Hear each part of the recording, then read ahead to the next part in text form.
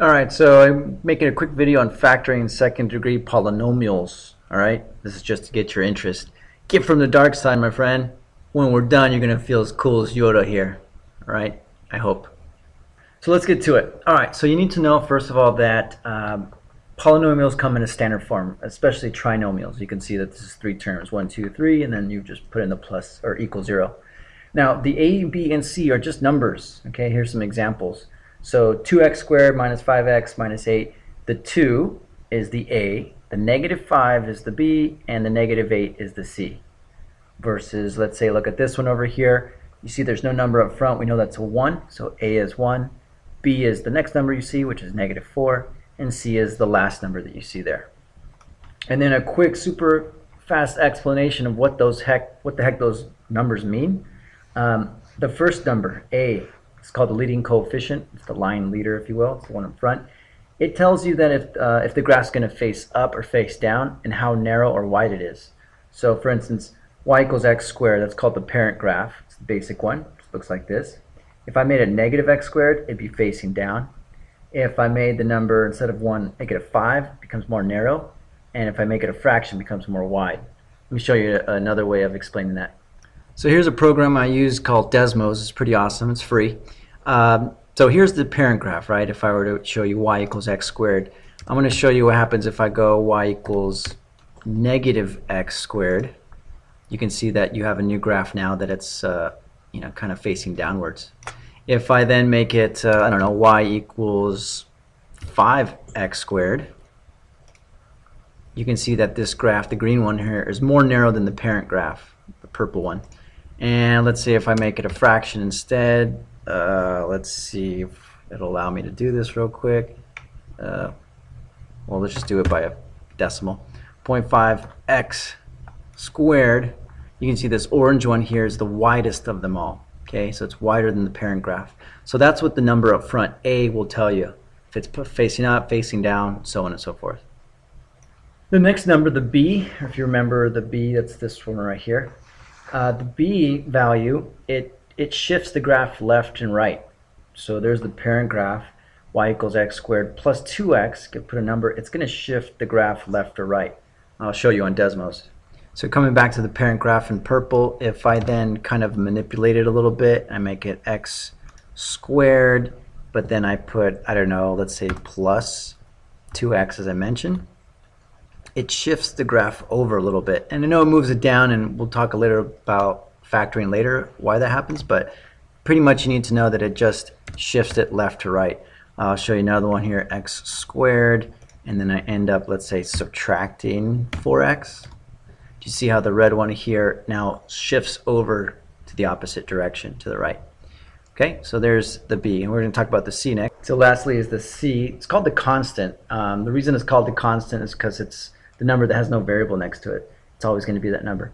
Anyway, the c value shifts the graph up and down. So as I mentioned, it moves it vertically. If I go y equals x squared, and let's say I just say minus 2, it shifts the whole graph down too. If I did y equals x squared, and I go, I don't know, plus 3, it's going to shift it up 3 units. So that's pretty much what the constant does. Oh, so yeah, let me show you the next part. Let's get to the actual factoring. Okay, so I learned this a couple years ago, and I used to do factoring like the old way that the teachers taught me. It just took forever. But this way, I'm telling you, man, this is like super helpful. Anyway, so it's no AC in the basement, how I remember things. So no is the X part, right? No. AC means you're going to multiply AC in the basement. Basement goes on the bottom. That's how we come up with this. Next, you need to know, okay, I'm going to put two numbers here. And basically the numbers are going to be what two numbers multiply to give you the top number, what product, right? And add up to give you the bottom number. That's basically what we do, and then I'll show you how to work with that. So let's take a look at an example. So first of all, let's identify A, B, and C. So A is 1, B is positive 8, and C is 15.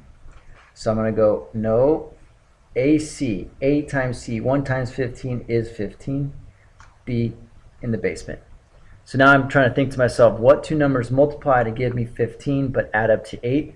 So I can think, let's see, if I can't remember, 15 is equal to 5 times 3, and that's about it, or 3 times 5. Doesn't matter what number you put where. Let's just put, I don't know, the 3 here and the 5 here. These two multiply and add up to that. So my answer, and again, I don't know exactly how this works, but x plus 3 times x plus 5 is the factored version of this thing right here. Okay, so all I did is I put an x, and then I use this as my constant for my binomial. Let's try another one. No AC. So A is 1, B is 10, and C is negative 11. A times C is negative 11, B is 10. Two numbers that multiply each other give you negative 11, but add up to 10. I would say 11 times negative 1. That gives me that and adds up to that. So my answer here would be x plus 11, x minus 1. That's the factored form of that. If I had more time, I'd prove it to you that it works, but you can try it out on your own. So what happens when I have something like this? These are called perfect square binomials. No, I'm sorry. It's called difference of perfect squares. My bad. Anyway, A here is 1. B, I don't have a B. Notice there's nothing just with an x, so I'm going to put 0. C is going to be negative 49. So I go no AC, negative 49, in the basement. So two numbers that multiply each other to give you negative 49 but add up to 0, that happens to be negative 7 and positive 7. And so my answer here would be x minus 7 times x plus 7. Let's try another one. A is 1, B is 0, C is negative 144. Now a clue to this is if you look at the last constant, if it's a perfect square, chances are pretty good you'll be able to use this.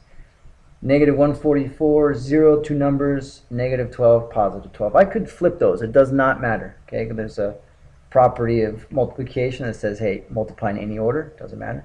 So that's why I could flip those. But that would be your answers right there. I do have a second video that would show, like, hey, what happens when, what if there's a number in front? What if A is not 1? Got to do one extra little step, and I'll go over that in a second video so you don't bore yourself to death here.